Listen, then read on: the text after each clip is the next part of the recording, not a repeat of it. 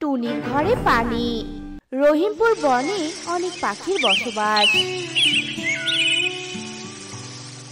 ওই বনে গরিব টোনা তার স্ত্রী টুনি আর তাদের ছোট্ট মেয়ে টুকিকে নিয়ে বাস করত।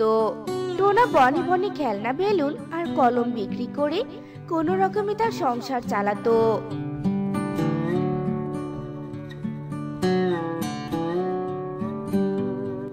একদিন সকালে টোনা টুনিকে বলতে থাকে, টুনি, কি গো, কই গেলে?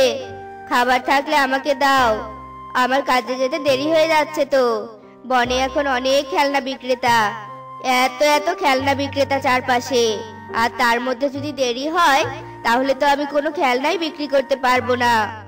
এই নাও, আজকে এইটুকু খাবার ছাড়া আর কোনো খাবার নেই গো। হ্যাঁ হ্যাঁ, দাও। আর চিন্তা করো না, আমি আজকে সব খেলনা বিক্রি করে একেবারে কয়েকদিনের জন্য খাবার কিনে আনবো। টোনা, বর্ষাকাল এসেছে, ঘরটা যে মেরামত করতে হবে, সে কথা কি তুমি ভুলে গিয়েছো? হ্যাঁ না না, আমি কিচ্ছু ভুলিনি, সময় হলে সব ঠিক হয়ে যাবে, অত চিন্তা করো না তো। মুখ দিয়ে বললেই সব হয়ে যায় না টোনা, ঘর মেরামত করতে অনেক টাকার দরকার, আর ঘরে তো কোনো টাকাই নেই।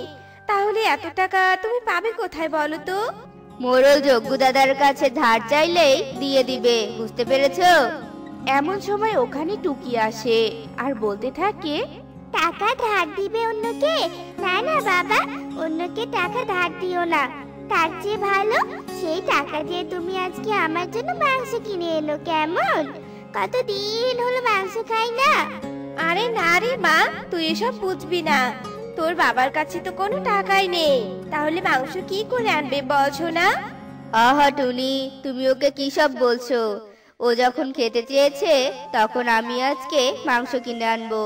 যাই যাই, আমার দেরি হয়ে যাচ্ছে, আমাকে আবার অন্য জায়গায় যেতে হবে। অন্য জায়গায় মানে কোথায় শুনি? শহরের রাস্তায় অনেক পাখির ভিড় থাকে, আমি ওখানেই যাব। শহরের রাস্তায় পাখিদের ভিড়ের সাথে সাথে অনেক গাড়িও থাকে, সাবধানে পার হতে হবে কিন্তু টোনা। এরপর টোনা বেলুন আর কলম নিয়ে বেরিয়ে পড়ে।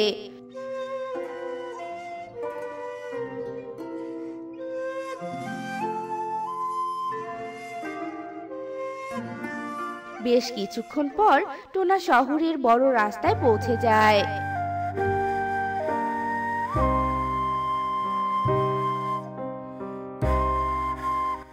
টোনা রাস্তার এপাশে ওপাশে পাখিদের কাছে কলম আর বেলুন বিক্রি করতে থাকে। বাহ, আজকে আগের তুলনায় অনেক বিক্রি হয়েছে, আর এই কয়েকটা বেলুন রাস্তার ওপারে গিয়ে বিক্রি করব। এই বলে টোনা যেই না রাস্তার ওপারে যেতে ধরে, ঠিক তখনই ওখানে একটা গাড়ি এসে টোনাকে ধাক্কা মারে, আর টোনা সাথে সাথেই ওখানে মারা যায়। বনের পাখিরা টোনার মৃতদেহটা তার বাড়িতে পৌঁছে দেয়। টোনার এই অবস্থা দেখে টুনি আর তার মেয়ে টুকি অনেক কান্না করতে থাকে। ওগো, তোমার এ কি হয়ে গেল? এখন তোমাকে ছাড়া আমি কি করে থাকবো গো? হে ঈশ্বর, তুমি কি সর্বনাশ করলে আমার। বাবা, তুমি না আমার জন্য মাংস আনতে চেয়েছিলে, কই মাংস এনেছো? কথা বলো বাবা, কথা বলো। ওঠো না বাবা, দয়া করে ওঠো, তোমাকে এই অবস্থায় দেখতে যে আমার ভালো লাগছে না বাবা। এভাবে কান্না করার পর টুনি আর টুকি বনের কয়েকজনকে সাথে নিয়ে টোনা সৎকার করায়। এভাবেই দুদিন কেটে যায়। এরপর জীবন বাঁচাতে টুনি টোনার পেশাটাকে বেছে নেয়, আর টোনার মতোই বনে বনে বেলুন আর কলম বিক্রি করতে থাকে। একদিন সকালে টুনি তার মেয়েকে বলতে থাকে, মা টুকি, আজ আকাশটা অনেক মেঘলা, আজ তুই বরং আমার সাথে না গিয়ে এখানেই থাক, কেমন? বৃষ্টি যখন তখন নেমে আসতে পারে সোনা। আচ্ছা ঠিক আছে মা, আমি যাব না, কিন্তু তুমি বাইরে বেশি দেরি করো না, তাড়াতাড়ি চলে এসো, কেমন?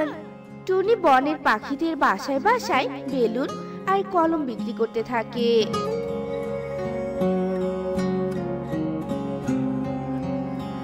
এরপর টুনি বিকেলে বাড়ির দিকে রওনা দেয়। ঠিক তখনই আকাশ থেকে টিপ টিপ করে বৃষ্টি ঝরতে থাকে।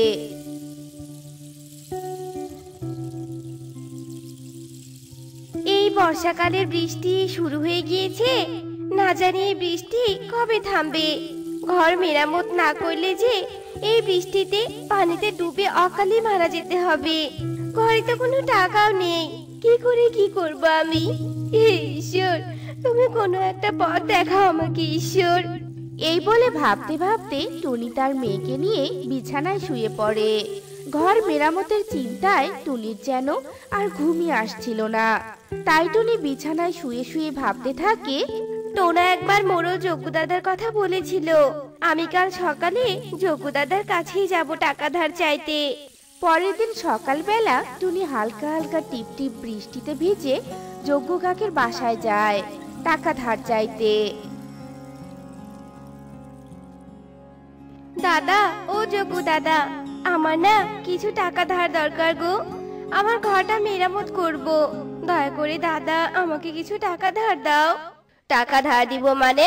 তোর কি টাকা পরিশোধ করার মতো সামর্থ্য আছে? হ্যাঁ, তোকে টাকা ধার দেওয়া মানে জেনে শুনে টাকা গর্তে ফেলে দেওয়া। যা যা এখান থেকে, কোনো টাকা ধার হবে না, যত সব। দাদা দয়া করো দাদা, আমি সময় মতো তোমার টাকা পরিশোধ করে দিব। দাদা তুমি টাকা না দিলে যে এই বৃষ্টিতে ঘরটা মেরামত করতে না পেরে বৃষ্টির পানিতে অকালে মরে যাব গো দাদা, দয়া করো। মরে যাবি তো আমার কি? হ্যাঁ, আমি যখন বলেছি যে তোকে টাকা দিব না তখন দিব না, যা বলছি, নইলে ঘাড় ধাক্কা দিয়ে তাড়িয়ে দিব বললাম। যজ্ঞ কাকের কথা শুনে টুনি ওখান থেকে চলে যায়। এভাবেই টুনি বনের অনেকের কাছে টাকা ধার চায়, কিন্তু কেউই টুনিকে টাকা ধার দেয় না। অসহায় হয়ে টুনি বাড়িতে ফিরে আসে। বেশ কিছুক্ষণ পর প্রবল বেগে বৃষ্টি পড়তে থাকে, আর সাথে সাথে বজ্রপাত আর বাতাসও বইতে থাকে। এইরকম প্রবল বৃষ্টি একটানা 3 দিন চলতে থাকে। আর এই 3 দিন প্রচন্ড বৃষ্টির কারণে টুনি বাইরে খেলনা বিক্রি করতে যেতে পারেনি। আর এত বৃষ্টির কারণে বনে এক প্রকার বন্যার সৃষ্টি হয়। বন্যার কারণে টুনির ঘরে অনেকটা পানি ঢোকে। এরপর টুনি তার মেয়ে সহ তার ঘরে হাঁটু পর্যন্ত পানিতে দাঁড়িয়ে বলতে থাকে, হে ঈশ্বর, অনেক তো বৃষ্টি ছড়ালে, আমার ঘরে পানিও ঢোকালে, এবার দয়া করে বৃষ্টিটা একটু কমিয়ে দাও ঈশ্বর, দাও না ঈশ্বর। মা, ও মা, 2 দিন ধরে তো তুমি আমাকে কিছুই খেতে দাওনি, কিন্তু এখন আমি যে আর ক্ষুধা সহ্য করতে পারছি না মা, দয়া করে আমাকে কিছু খেতে দাও, নইলে যে ঠান্ডায় ক্ষুধার জ্বালায় আমি মরেই যাব মা। মারে, আমি এই বন্যায় বৃষ্টিতে তোকে কোথা থেকে খাবার এনে দিব বল? কাজে না যাওয়ার কারণে ঘরে যে কোনো খাবার নেই রে মা। ক্ষুধার জ্বালা আর বেশ কিছুক্ষণ ধরে পানিতে দাঁড়িয়ে থাকার কারণে এক পর্যায়ে টুকি দুর্বল হয়ে পানিতে ভাসতে থাকে। এমন সময় টুনি টুকিকে কোলে নেয়।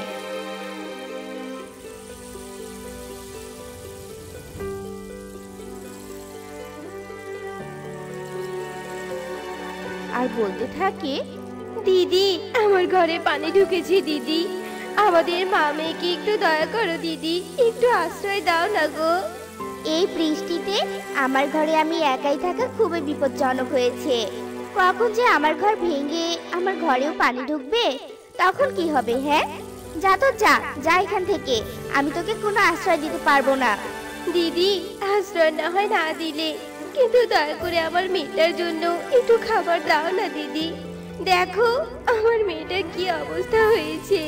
দিদি, খাবার না পেলে যে আমার মেয়েটা এবার মারা যাবে দিদি, দাও না একটু খাবার মেয়েটাকে। খাবার নেই তো আমি কি করব? হ্যাঁ, যা বন্যার পানি খেয়ে থাক, যত সব। এই বলে বিউটি ওদের তাড়িয়ে দেয়। টুনি বন্যার পানিতে তার মেয়েকে কোলে নিয়ে বনের অনেক পাখিদের কাছে যায়, কিন্তু কেউই টুনিকে সাহায্য করে না। অসহায় হয়ে বৃষ্টিতে ভিজে টুনি তার পানি ভর্তি ঘরেই ফিরে আসে আর কান্না করে বলতে থাকে, হে ঈশ্বর, তুমি এই সব দুঃখ কষ্ট কি আমার কপালে লিখেছিলে? চোখের সামনে স্বামীকে হারালাম, আর এখন মেয়েকেও হারাতে বসেছি। হে ঈশ্বর, এর চেয়ে ভালো তুমি আমাকেই তুলে দাও, আমি যে আর সহ্য করতে পারছি না এসব, ঈশ্বর। টুনির কান্না শুনে টুনির ঘরের পানি থেকে একটা জলপরি উঠে আসে। আর টুনি জলপরীকে দেখে বলতে থাকে, নিয়ে যাও আমাদের দুজনকে। আমি আর এই দুঃখের সাগরে থাকতে চাই না। আমি তোমাদের দুজনকে নিয়ে যেতে আসিনি, বরং আমি তোমাদের দুঃখ দেখে তোমাদের সাহায্য করতে এসেছি। এই বলে জলপরি জাদু করে টুনির ঘরের সব পানি শুকিয়ে দেয় আর টুনিকে কিছু স্বর্ণমুদ্রা দিয়ে তার ঘরটা নতুন করে দেয়। এই দেখে টুনি অনেক খুশি হয় আর বলতে থাকে, তোমাকে অনেক ধন্যবাদ জলপরি।